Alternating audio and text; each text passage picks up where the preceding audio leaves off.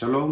పరిశుద్ధులందరికీ శుభవందనాలు. ఉదయకాల కృపావాక్యము మనము దినమున ద్వితీయోపదేశ కాండము 28వ అధ్యాయము 3వ వచనం. నీవు పట్టణములో దీవింపబడదువు, పొలములో దీవింపబడదువు. దీవెన వచనాలున్న మరి శ్రేష్టమైన అధ్యాయము ధర్మశాస్త్ర గ్రంథాలలో ఆది కాండం నుంచి ద్వితీయోపదేశ కాండంలో ఏది ఉన్నదంటే అది ద్వితీయోపదేశ కాండం 28వ అధ్యాయం. నీవు పొలంలో దీవించబడతావు, నువ్వు పట్టణంలో దీవించబడతావు, నువ్వు నివసించే చోటే నువ్వు నీ చేతి పనిది ప్రతిదీ దీవెనకరంగా ఆశీర్వకరంగా ఉంటుందని పరలోకపు తండ్రి ప్రతిదానికి కండిషనల్గా మన పిల్లల్ని స్కూల్లో మంచి మార్క్స్ తెచ్చుకుంటే నీకు ఈ గిఫ్ట్ ఇస్తానంటాము, మీరు క్లాసులో ట్యాప్ ర్యాంక్ తెచ్చుకుంటే నీ కోరిందిలో ఇస్తా అంటాము.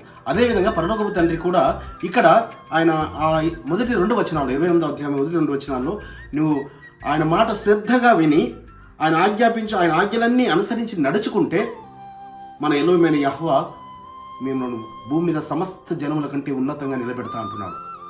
ఆ విధంగా మనందరికీ తెలుసు పరిశుద్ధులారా, భూమధ్య స్థలంలో నివసిస్తున్న అబ్రహాము, ఇస్సాకు యొక్క వారి సంతతైన యాకోబు వంశము, ఇజ్రాయెల్గా పిలువబడుతున్న వారు భూమికి మధ్యలో ఉండేవారు, సర్వభూప్రపంచమునకు వారు దీవించబడిన వారుగా ఉన్నారు. మరి మనం కూడా అదే విధముగా ఆయన ఆ ఆజ్ఞలను ఆజ్ఞాపించిన వాటిని మనం అనుసరించినట్లయితే మనము దీవించబడతాము. మరి ఈ వాగ్దానమును అబ్రహాం ద్వారా ఇస్సాకు వారు పొందుకున్నారు. మనం సృష్టి ఆరంభంలో చూసినట్టయితే ఆదాం హవ్వలు దాన్ని కోల్పోయారు. అక్కడ ఆజ్ఞాపించబడిన ఆజ్ఞలు ఏమున్నది? ఆయన నోటి మాట వినడము. దినదినము ఆయన వారితో సహవాసం చేస్తున్నాడు, వారితో మాట్లాడుతున్నాడు. అయినా వారు సహవాసం కోల్పోయారు అపవాది యొక్క ఊబిలో పడి.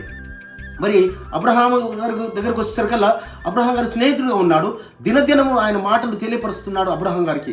ఆ యొక్క అబ్రహాం గారికి ఆజ్ఞాపించిన దాన్ని ఇస్సాకు గారు అనుసరిస్తున్నారు. ఆది కాండం 26వ అధ్యాయంలో 5వ వచనంలో మాట ఉంటుంది, మీ తండ్రి అయిన అబ్రహాము నేను ఆజ్ఞాపించిన అన్నిటినీ ఆజ్ఞలను విధులను నియమాలను అనుసరించాడు. కాబట్టి ఇస్సాకును అక్కడ ఆ యొక్క గెరారు పట్టణములో ఆ యొక్క దేశంలో మరి ఆయనను ఉన్నతమైన స్థితిలో నిలబెట్టాడు. ఆయన పంట వేసి 100 రెట్ల ఫలం పొందుకున్నాడు. ఆయనను క్రమక్రమంగా అభివృద్ధి చేస్తూ వచ్చాడట. కాబట్టి మీరు కూడా క్రమక్రమంగా అభివృద్ధి చెందాలంటే, క్రమక్రమంగా దీవించబడాలంటే, మరి ఆయన దీవెనలను అందుకోవాలంటే మరి ఆయన సెలవిచ్చిన మాట ప్రకారం నడుచుకోవడమే. అట్టి కృప మనందరికి అనుగ్రహించునుగాక. చిన్న ప్రార్థన. పరిశుద్ధులైన తండ్రి, మీ ఘనమైన నామమునకు స్తోత్రములయ్యా. ఇదిగో తండ్రి, నీ బిడ్డలతో నీ దీవెన వచనమును నీవు చేసే నీ ఉండే నివసించే చోట, నీ పట్టణములు, నీ పొలములు, నీ ఉద్యోగంలో నిన్ను దీవిస్తానని వాగ్దానం ఇస్తున్నాడు. అట్టి కృప నీ బిడ్డలకు దయచేయమని యెహోవా నామములో స్తుతించి వేడుకుంటున్నాము పరమ తండ్రి. మన రక్షకుడు, మన విమోచకుడు, నజరేయుడైన యెహోవా మెస్సీయ సముఖము నుంచి మీకు శాంతి, సమాధానము, దీవెన, కృపయు అనుగ్రహించబడునుగాక. ఆమేన్.